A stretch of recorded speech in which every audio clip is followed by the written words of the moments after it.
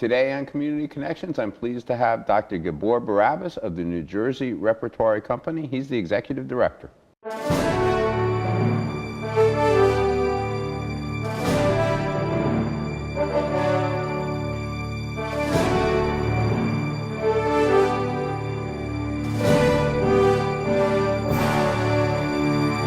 Welcome to a return visit to Community Connections. It's been a couple of years. Yeah, it's been about 5 years. It's good to be back. Well, pleased to have you. There's a lot going on at the theater. I mean, you're open every night. We are. We're a 365-day-a-year operation. Whether there's storms or good weather, we're at it all the time. What play is there now? I mean, you just closed. For those of us who watch TV and remember the show L.A. Law, you had two of the stars of L.A. Law putting on a show in Long Branch. We did. We just closed a play called The M Spot, written by Michael Tucker, who was one of the stars of L.A. Law. He played the little tax attorney. He did. And we were able to get Michael and his wife Jill Eikenberry, who was also on L.A. Law, to actually be in the play. And they came to us and said, why don't you premiere this play for the first time? And we just finished a run of it. And it was very successful. When you say very successful, that means you made millions of dollars? Oh, sure. Now, of course, given that we're a small theater, that's almost an impossibility. But what did happen is we had about 40 performances. And the moment we announced the play, after the first performance, all 39 additional performances sold out. Like that? Just about just like that. Now, one of the things that, I don't go as often as I should. I show up rarely, but I've been there. I don't see a lot of Long Branch people. And there are people from Long Branch there. Yes. But the crowd is from all over the state of New Jersey, if not the tri-state region. Yeah. Now, of course, it's been changing. And more of our audience members are from the Long Branch area. I would say approximately 20% are from our immediate area. Mm-hmm. What has been remarkable to me is that 80% of our audiences and subscribers travel 45 minutes to an hour and a half, sometimes from as far away as New York and New England, Pennsylvania, to come to our theater. We have a very niche audience. But you've also developed quite a reputation, and it's been acknowledged by some, I don't know if higher ups is the right term, but the theater industry knows who you are. Yeah, it's been a long process. You may recall when I first met with you 18 years ago, and I posed the idea to you of starting a theater on Lower Broadway. Broadway on Broadway. Broadway on Broadway. And I always tell our audiences that we're located on Broadway in Long Branch, New Jersey. That usually gets a laugh. And what's been happening, and it's been a journey. It takes time to build this sort of thing. We are more and more being recognized for our work, not just regionally, but also nationally. I think in 2012, when the American Theater Wing that sponsors the Tony Awards for Broadway designated us as a national theater with one of their awards, that was kind of the beginning of this broader recognition for our work. You've got, now you mentioned Michael Tucker and Jill Eikenberry contacted you. Do you know how they heard about New Jersey Rep? I think that because we produce almost exclusively new plays, which is a unique business model. It's not a pragmatic business model. If you're trying to build a professional theater, it is wise to build your season around plays that are familiar to people, and that have a bit of a track record. But we've kind of stuck to almost exclusively introducing new works.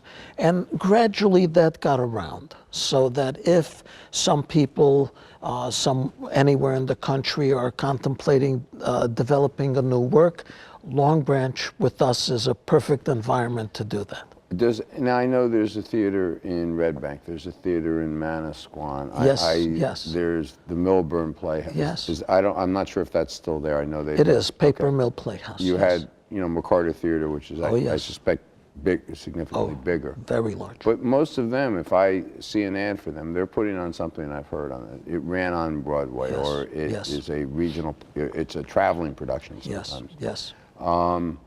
You didn't want to do that, though. Well, there's different reasons for it. And, in New Jersey, there's 20 professional theaters, and you name some of the very large ones which do wonderful work. They have very large theaters that they have to fill. Mm-hmm. So certainly to begin to build their annual season around known plays is a very wise decision. That being said, of course, they do new plays. It's just that we do exclusively new works. And we've been able to build a viable model around that. And I think we're partly protected because of our small size, so that we can be a bit more adventurous and take certain risks that would not be advisable. What was your motto? by larger. I remember you had a motto about taking risks or adventuresome. We did. I'm trying to recall what that model is. Before the end of the show, one. Yeah, if I can recall it, I'd like to. How do you go out and find? I know. Do you still do the in-hand performances where you're doing the readings on Monday nights? We do. Right now, we get about 1,000 scripts from all over the country and the world. Unsolicited? Unsolicited. And we maintain an open submission policy, which places a certain burden on the theater because we have to process and read these plays. Who reads them? We have a literary committee, we have a literary manager, and then gradually it gets filtered down to our artistic director and to myself.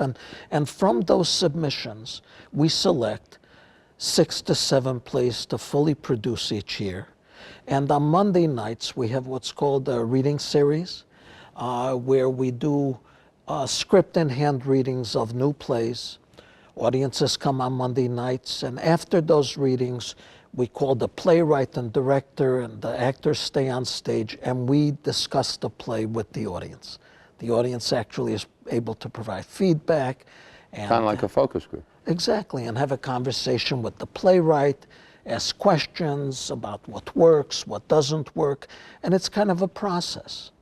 So let's say somebody sends in a script and you do an in-hand reading on a Monday night. And you like it. Yes. What's the next step? Many of our full productions do come from the readings, so it's like opening the door to our theater to have a play read. I think one of the most interesting examples that we've had, which will illustrate this, we did a reading of a play that actually took place in the West. We told the playwright that we liked the play, but it required some work. Year later, we did another reading, but not with the public. Then the play was rewritten. Then it won on the BBC a major award where the playwright got £5,000 for the play. $10,000. Yes, but this was on radio in England. Mm-hmm. And then the play came back to us, and 3 years after we did the first reading, we did the world premiere of that play. What was and the it name was of it? called Dead Ringer. Okay. And it was a wonderful play that Cowboys, took place. Indians? Cowboys, Indians, the whole yard. And that started with a Monday night It reading. started with a Monday night reading. Actually, it started in one of our short play festivals as a 10-minute play.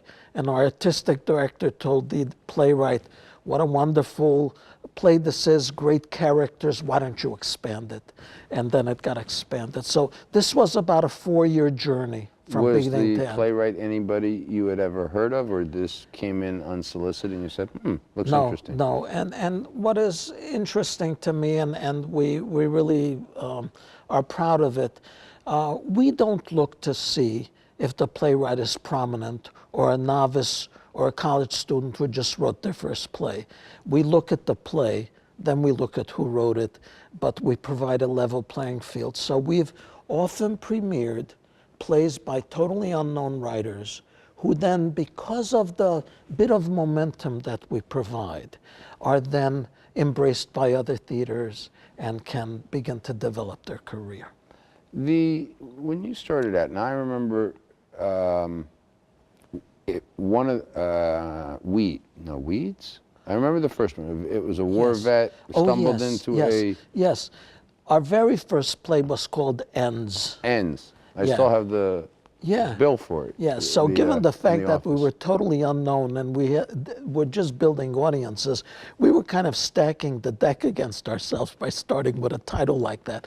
But it was a wonderful play about a Vietnam War veteran. He was kind of like living in the woods and off the beaten Exactly, path, and he didn't want meets to. a young man who's living in a cabin Yeah. by himself, and that was the beginning. It took us at least 3 years to begin to build an audience and to get a bit of recognition so we could start our project. Now you run the theater with your wife Suzanne. I do. What is her role? Well, Suzanne's the artistic director. So she's your boss. She is my boss, both at home and at the theater. And so what happens is her job is to finally select each season, to be involved in the casting of plays, to select the director for each play. So really, They don't come in hand with the actor. The writer doesn't come in and say, "Here's my director. Here's my actors.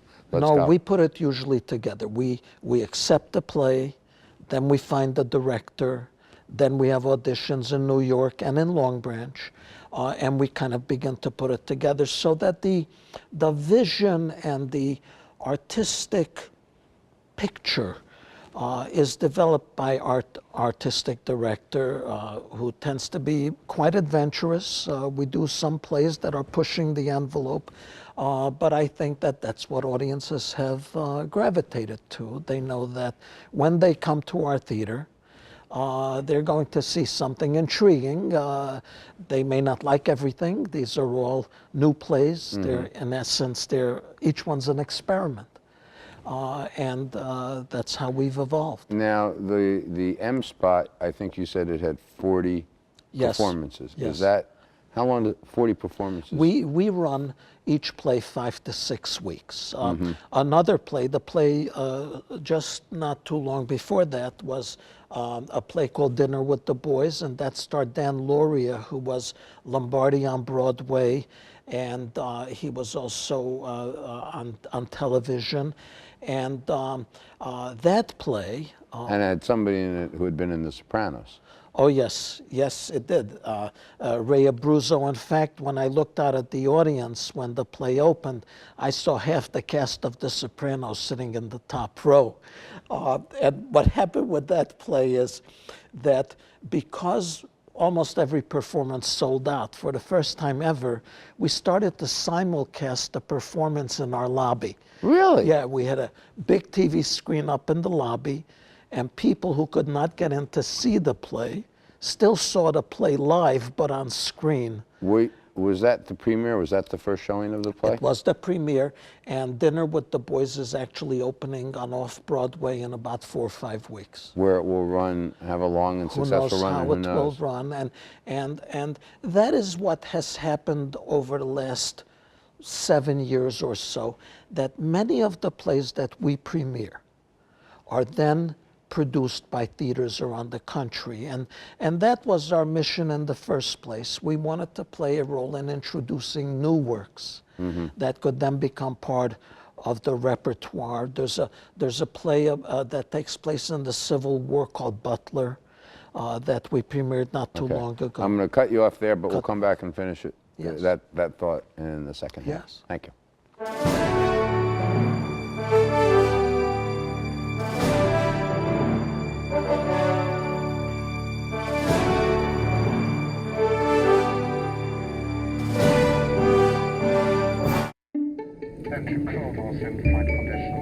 Your seat cushion can be used to grant wishes. Who said that? Hello? Really can, you know. You talking to me? Sure am. Because the airline miles you earn and donate to Make-A-Wish can help send thousands of kids on their wish trips. So donate to Make-A-Wish today. You really should, you know. You really should. And give wishes wings. Because wishes work wonders. We're back for the second half of the show. We were discussing two plays at the end of the first half. Yes. One, Dinner with the Boys, which was a mob food-themed play, It was. and the other one, Butler. But both of those now have been getting some, well, Dinner with the Boys is off Broadway, saw a big ad for it, I believe, in the Times. But I read about many of your plays in the Times, in the Ledger, Yes. local papers. You got a lot of notoriety for Long Branch. Yeah, I mean, for us, one of the wonderful things is that obviously these articles, the reviews or special articles, while they certainly write about the theater, they're also promoting the city. And we've had a very unusual mission. Most theaters have a mission about what they're going to produce. Our mission has been that we develop and produce new plays, but it's also been that we want to be a catalyst in the revitalization of our community. Now, you own not only the building the theater's in on Broadway, but other properties in Long Branch that are part of the theater network. Yes, yes. We were given our current building on Lower Broadway by a young couple, Margaret and David Lumia, 18 years ago. They had built a successful business right there on Lower Broadway. And when it came time for them to expand, they wanted to give the building to a not-for-profit that they felt would do the most to help revitalize Lower Broadway. And it's at that point that I had a meeting with David Lumia. And at the end of the meeting, he shook my hand and he said, "I'm going to give the building to your theater, but promise me that you will succeed." And of course, I had to kind of then swallow and say, "I promise," which is a difficult thing to do when you're starting out, Right. but I did promise. But it isn't easy. I mean, we'll call it the theater business. You don't go into it to make money. No, no. Certainly, all of the resources that we bring into the theater, all of it gets recycled to the playwrights, the actors, the directors, into the operations. As a not-for-profit, there is zero profit to be made by anyone. Is it still 65 seats? It's still 65 seats, yes. And that triggers certain pay scales and It does. equity for It does, union work? because we have contracts with different unions, and a part of those contracts are driven by the size of the theater, the amount that you charge at the box office, different So when you things. had the TV screen out in the lobby, did that trigger anything new? Well, we hardly charged anything to watch, and we served cheesecake and coffee while people watched. So we certainly did not, quote, make money on it, but it was very important to us not to turn people away. Now, you get contributors, donators, some of them are individuals, but you've gotten the Dodge Foundation and others Yes, who we are do. paying attention to your work We and do. helping. We've been very fortunate that early on a number of foundations embraced our theater, knowing that we had a somewhat challenging road ahead of us doing the kind of work we're doing. Geraldine R. Dodge Foundation, which is the largest funder of the arts in Jersey, has been a supporter for easily over 12 years. Schubert Foundation out of New York. Edgerton Foundation out of Beverly Hills, which supports new plays. Stone Foundation of New Jersey, the New Jersey State Council of the Arts. These are all organizations that do provide support for us. Would it be fair for me to assume you believe the government, local, county, and state should be involved in the arts? Of course, that goes without question. But it's not something that gets a lot of notoriety, and right now it doesn't necessarily have a lot of support when they're looking to cut budgets. That is true. But tell me why you're in favor of it. Well, I think that what the arts contribute to the economy of New Jersey is so substantial. And they're all vulnerable, that to recycle some of the resources of the state to support these just makes good business sense. And there's often a disparity. Now, New Jersey Rep is involved in the Long Branch business community. I mean, I know that the local restaurants have ties into you. Yes, Come to yes, Long we Branch, do. go to the theater, go out to eat. Yes. We really are a magnet the people who come to our plays, given they're often coming from distances, will generally call us, they'll make their reservations, and then they'll say, where can we eat? They're unfamiliar with the area. Sometimes we have people who actually come for the whole weekend to make a whole weekend at being at the shore, and they'll say, where can we make reservations for lodging? So we're always involved in this, plus we also have dinner theater packages with the various restaurants on an annual basis. And we've kind of calculated that since we opened our doors, we've probably attracted about 200,000 people to Long Branch, some of whom may not have come to Long In Branch. increments of 65. Exactly. And yes, the hard way. This is the hard way. Now, when you opened up, I can remember going down, you had the play ends, and you also had some sort of other event. I don't remember exactly what it was. It might have been even a grand opening. Did you envision almost 20 years later you'd still be there, still doing this, and have grown the way you did? No. All of this, you know, at a certain point, it takes on a life of its own. I think that our goal was kind of quixotic. I didn't know if it would succeed, but we wanted to try it. And then gradually, people in the community started to come. They became subscribers. Even though our subscriptions have increased in price, the people who first started with us 18 years ago, they're still grandfathered Well, in. let me ask you, what does it cost to go to a play? Well, it's $40 approximately. We do have certain discounts for seniors or for groups. If you're a subscriber, you get the entire season for $200, meaning you save anywhere from $40 to $70 if you subscribe. And right now we have 700 plus subscribers. And some are actually from Staten Island and Manhattan. What does it cost to put on a play? It costs approximately $50,000 to $80,000 to put on a play. So if every play was sold out for every performance, and you got lucky, you might come close to breaking even. Maybe, but given our limited size, even if we sell out every show, we still need to supplement the earned income with foundation support. We have a lot of individual donors who also donate to the theater. So we operate just like the larger theaters like McCarter or Two River Theater. It's just on a smaller scale.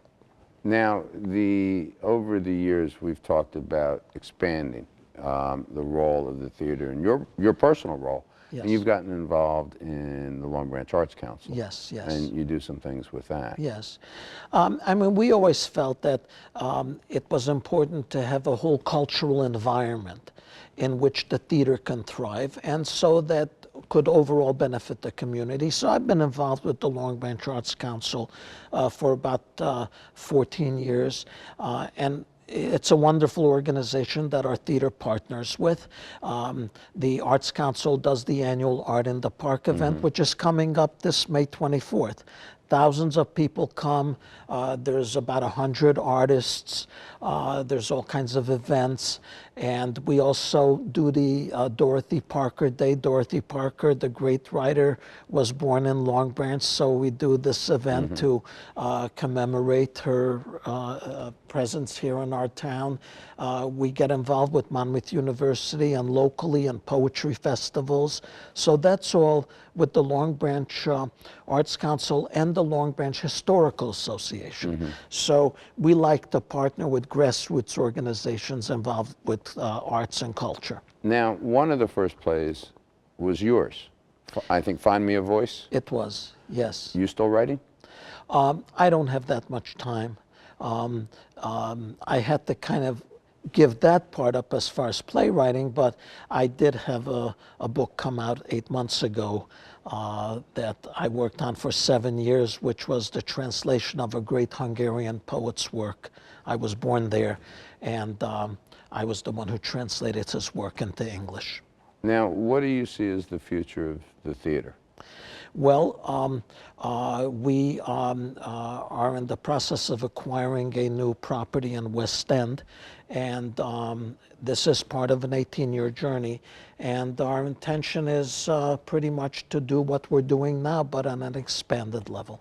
Now, there's been some public discussion, but now, if all goes well, bigger theater, same kind of plays, a little bit on the edgy side, but now not just on Broadway, but at West End also. and enhancing what we're doing down Exactly. there. How excited are you by that? Tremendously excited, tremendously, because it'll provide us with the opportunity to impact on our community even further, which has really, you know, for 30 years I was at Monmouth Medical Center as a neurologist, so I was very familiar with the community. And all along, given my involvement, other than giving birth to new plays, I always wanted to play a role in enriching a community with cultural Patron of the arts.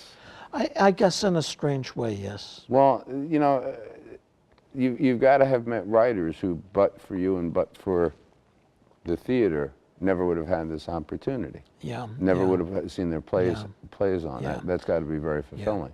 Well, Suzanne and I are so aware how difficult it is for wonderful actors to build a career in acting, wonderful playwrights to build a career in playwriting. It can be sometimes an unforgiving profession. And so really in our small way, we're able to champion them.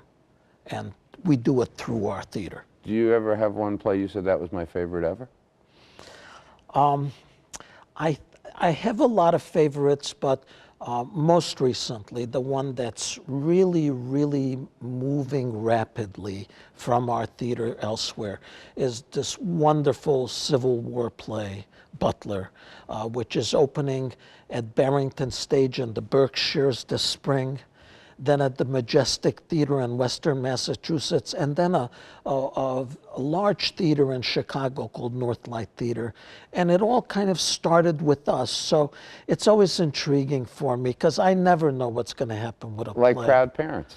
Exactly. Well, You don't know what's going to happen with the kids. That's for sure. Well, thank you very much for coming over. Well, thank you. You're welcome.